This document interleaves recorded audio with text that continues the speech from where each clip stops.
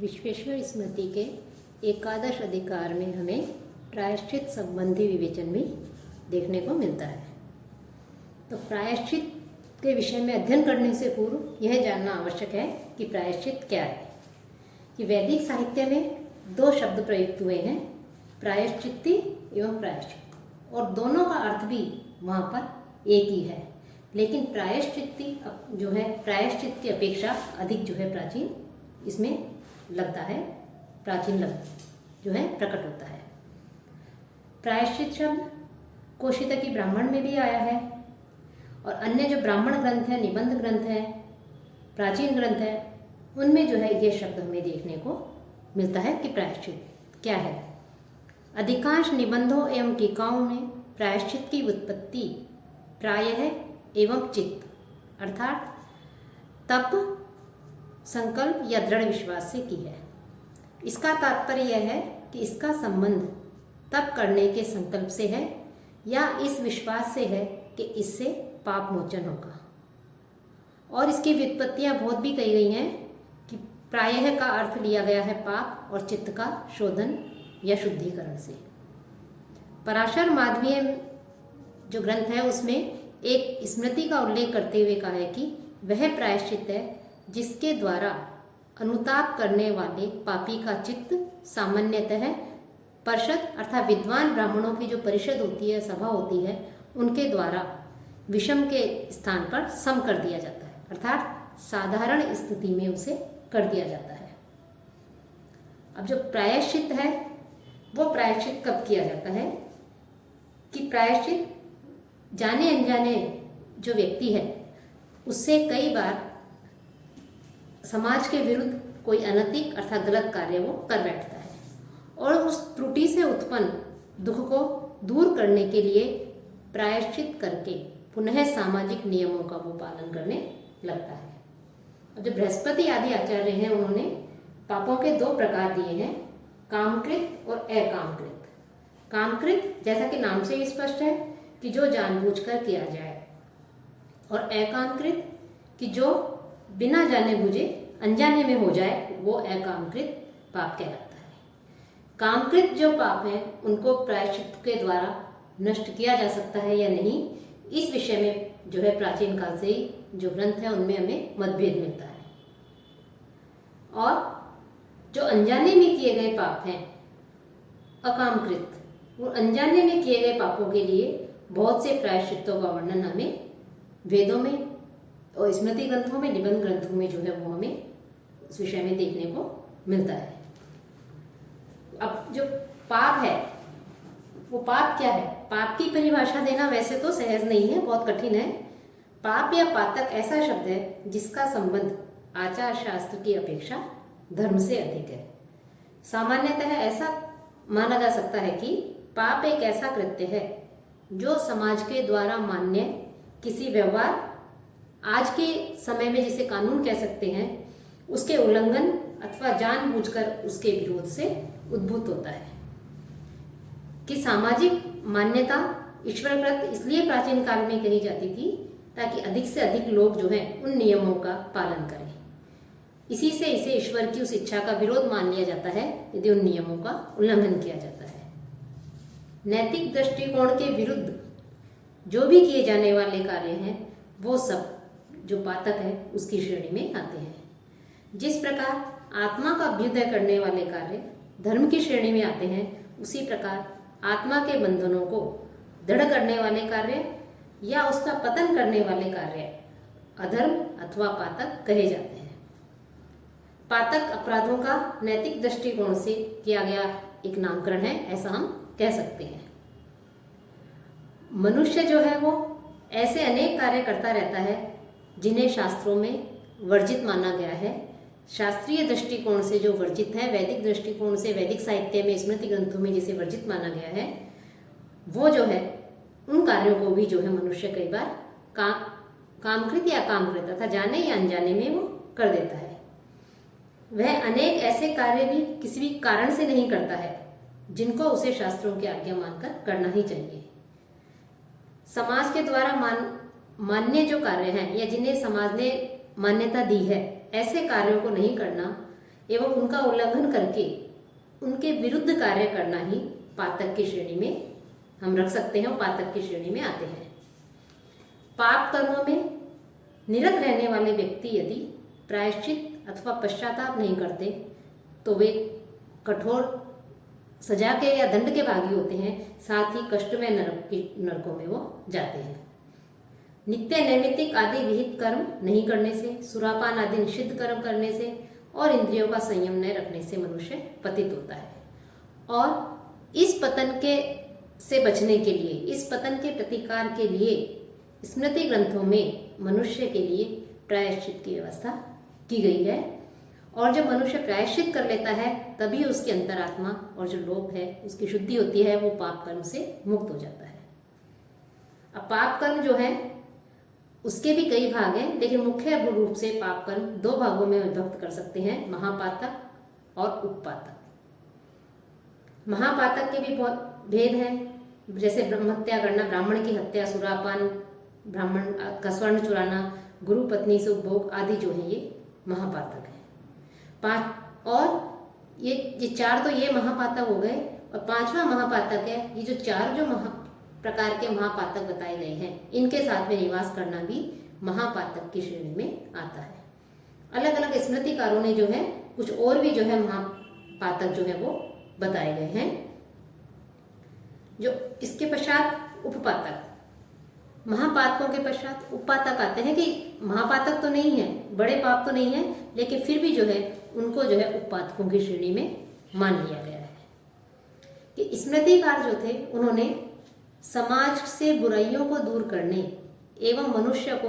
बुराइयों से निवृत्त करने का एकमात्र उपाय प्रायश्चित ही माना है। आधुनिक युग में भी हम देखते हैं कि जो व्यक्ति है वो व्यक्ति अपराध को स्वीकार करके प्रायश्चित के माध्यम से मुक्ति को प्राप्त करता है। अब जहाँ तक मनुस्मृति, विश्वेश्वर स्मृति की बात है, तो वहाँ मनुस्मृति में महापातक, उपपातक एवं अनुपातक आदि का विस्तार से जो है वहाँ पर विवेचन किया गया है। और इन तीनों ही प्रकार के जो इनके अंदर जो पाप आते हैं उन सभी पाप कर्मों के लिए प्रायश्चित का विधान भी बताया है। जबकि विश्वेश्वर स्मृति में पंच जो महापातक हैं कि ब्रह्म हत्या, सुरापान, स्तेय, गुरु भार्यागमन तथा इन चारों में से किसी एक के साथ भी 1 वर्ष तक संसर्ग, इसका उल्लेख जो है हमें विश्वेश्वर स्मृति में नहीं मिलता। श्री विश्वेश्वर नाथ रेणु ने मनु के समान ही लेकिन उपपातक माने हैं, और उपपातक मान करके उनका जो है उन्होंने नामोल्लेख मात्र किया है कि उपपातक हैं, और उनके नाम का उन्होंने उल्लेख किया है। वो श्री विश्वेश्वर नाथ रेणु अपनी स्मृति में का जो एकादश अधिकार है उसमें कहते हुए कह रहे हैं कि चौर्यम, कौर्यम च पैशून्यम, व्यभिचारश्च हिंसनम, अगम्यागमनम च अथो अभक्षस्यपि भक्षणम। ये भी पाप की श्रेणी में है। साथ ही उन्होंने बहुत से श्लोक दिए हैं, इसमें बहुत से कर्म ऐसे बताए हैं जो सब पाप की श्रेणी में आते हैं, जैसे वंचनम, निंदनम, द्यूतम अथ मध्य निवेशनम, अतथ्य भाषणम व अथो अदुष्टस्य च दूषणम, निज कर्म परित्याग, ऋणस्य अप्रतिशोधनम, परद्रव्य अपहरणम, अनाचारः स्वविक्रयः, गुरु सेवा परित्याग, आश्रितानां पोषणम, अयोग्य कन्या दानम, संततिश्च अथ विक्रयः। अर्थात गुरु की सेवा का परित्याग करना, आश्रितों का जो है पोषण नहीं करना, अयोग्य को कन्या का दान करना, इस प्रकार से अपने कर्मों का जो शास्त्र विहित जो कर्म है उन कर्मों का परित्याग करना, किसी को छलना, चोरी करना, पिशुनता, व्यभिचार, हिंसा, अभक्ष्य का भक्षण करना, ये सब जो है पाप की श्रेणी में उन्होंने गिने हैं। साथ ही तड़ाग मंदिरादीनाम रामाणाम विनाशनम, धर्मदाय अपहरणम, श्रेष्ठ धर्म विनाशनम, अकाले ब्रह्मचर्य से हानि, कन्या विदूषणम, त्याग आश्रित बंधूनाम, निंदित वृत्त्या च जीवनम, नास्तिक्यस्य च प्रचारो अथो अप्राकृतिक मैथुनम, वित्तस्य अनुचितस्य अथ ग्रहणम गर्भघातनम, अस्पृश्य स्पर्शनम, गालीदानम, उद्दंड ताड़नम, आप्तशिष्ट अपमानश्च, व्रत अहंकार धारणम इत्यादि अनेक रूपाणि पापानि परिवर्जयेत्, ज्ञानात् वा अज्ञानतो जाते तत्प्रायश्चित्तम आचरे। अर्थात श्री विश्वेश्वरनाथ रेणु के अनुसार चोरी करना, क्रूरता, एक दूसरे की पैशुन्यता अर्थात चुगली करना, व्यभिचार, हिंसा, अगम्य अर्थात गुरु पत्नी आदि के साथ में व्यभिचार, नहीं खाने लायक चीज का खाना, अभक्ष्य भक्षण, असत्य बोलना, धर्म कर्म का परित्याग करना, अपने कर्ज को नहीं लौटाना, आचार के विरुद्ध कार्य करना, अपने आप स्वयं को जो है बेच देना, बड़ों की सेवा नहीं करना, अपने ऊपर आश्रित लोगों का पालन पोषण नहीं करना, अयोग्य वर्ग के साथ में कन्या का विवाह करना, अपने पुत्र या पुत्री को बेचना, तालाब, मंदिर और बगीचे जो बने हुए हैं उनको विनष्ट करना, धर्मार्थ दिए गए धन आदि को छीनना, उपयोगी वृक्षों को जो है नष्ट करना, असमय में ब्रह्मचर्य का त्याग करना, कन्या का हरण करना, आश्रित भाई बंधुओं को बाहर निकालना, निंदित वृत्ति से आजीविका चलाना, नास्तिकता का प्रचार करना, प्रकृति के से विरुद्ध नियमों द्वारा जो है संगम करना, बिना हक का धन लेना, किसी का जो है गर्व का नाश कर देना, पूजनीय जनों का अपमान करना, गाली गलौज करना, जो छूने लायक नहीं है ऐसी चीज़ों का जो है स्पर्श करना, और झूठ बोलना, और इस तरह से अनेक रूप वाले अनेक प्रकार के जो ये पाप कर्म हैं, इन सब पाप कर्मों का व्यक्ति को जो है परित्याग कर देना चाहिए। और यदि विश्वेश्वरनाथ जी कहते हैं यदि अनजाने में इस तरह से हो जाए ये पाप कर्म, तो अनजाने में हो जाने पर उनके लिए प्रायश्चित का उन्होंने विधान बताया है। अर्थात अनजाने में, जानबूझकर किए गए तो पाप कर्म के लिए तो कोई प्रायश्चित नहीं है, लेकिन अनजाने में यदि इस प्रकार से कोई पाप कर्म हो जाए तो उसके लिए जो है विश्वेश्वर स्मृति में भी जो है मनु के समान ही जो है प्रायश्चित करने का विधान बताया है। मनु स्मृति में प्रायश्चित के रूप में चांद्रायण व्रत आदि का विवेचन है, जबकि विश्वेश्वर स्मृति में चांद्रायण आदि का नामोल्लेख नहीं मिलता है, और अपराध के अनुसार एवं अपने सामर्थ्य के अनुसार, कि एक तो अपराध के अनुसार और अपने सामर्थ्य के अनुसार उपवास, दान, प्राणियों की सेवा आदि के द्वारा जो है प्रायश्चित करने के लिए उन्होंने कहा है कि पापस्य गुरुताम दृष्ट्वा स्वकीये च बला बले व्रतादिकं च दानं च चित्त शांत्यर्थम आचरेत। उपवासा यथा शक्ति दानं वित्तानुमोदितं सदाचारश्च सत्संगः स्मरणं परमात्मनः प्राणी सेवानुरागश्च पश्चातापः कृतावसां प्रायश्चित्तम इदं गेयं सर्वधर्मो अनुमोदितम्। अर्थात यदि व्यक्ति से कोई पाप कर्म हो जाए, प्रायश्चित हो जाए, तो प्रायश्चित करने वाला अपने पापों को स्वीकार करके एक तो यह प्रतिज्ञा करे कि मैं वन, वचन और कर्म इनसे फिर कभी भी ऐसा कार्य नहीं करूँगा, कि प्रायश्चित्ते स्व पापानि स्वीकृत्य नियमं चरेत मनसा कर्मणा वाचा न करिष्ये पुनस्ति इति। साथ ही पाप की उग्रता को और अपनी शक्ति और अपनी कमजोरी को देखकर चित्त की शांति के लिए व्रत आदि और दान करें।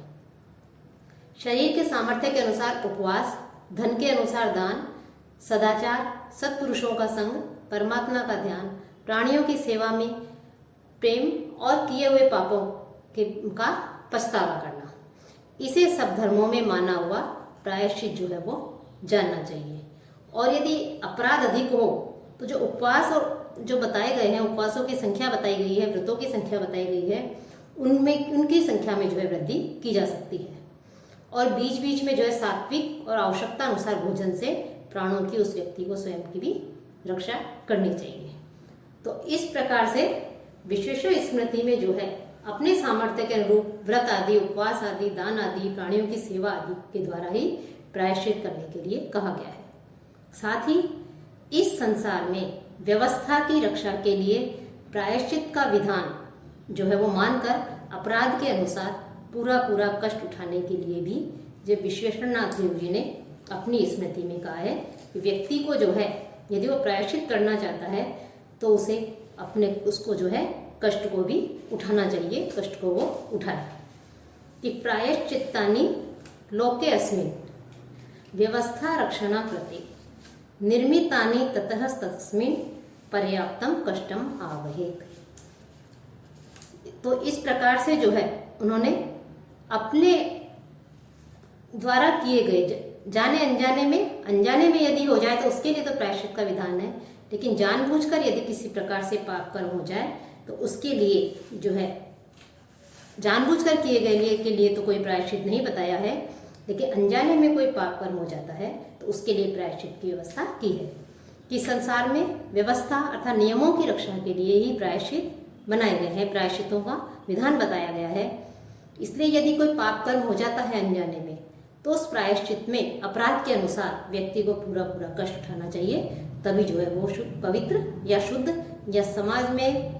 परिवार में लोगों के साथ में रहने के योग्य हो सकता है। वास्तव में हम देखें तो जो प्रायश्चित है उन प्रायश्चितों का जो निर्माण किया गया है वो निर्माण वास्तव में शाश्वत या काल निर्मित जो नियम हैं, शास्त्रों में जो नियम बताए गए हैं, काल निर्मित जो नियम हैं, उन नियमों का यथावत प्रयोग करना ही बताया गया है। तो इस प्रकार से जो विश्वेश्वर स्मृति जो कि मनु स्मृति को आधार बना के इन्होंने लिखा है और व्यवस्था के अनुरूप युग के अनुरूप उसमें कुछ परिवर्तन किया गया है, तो प्रायश्चित के विषय में भी इन्होंने विश्वेश्वर नाथ रेऊ जी ने जो है कुछ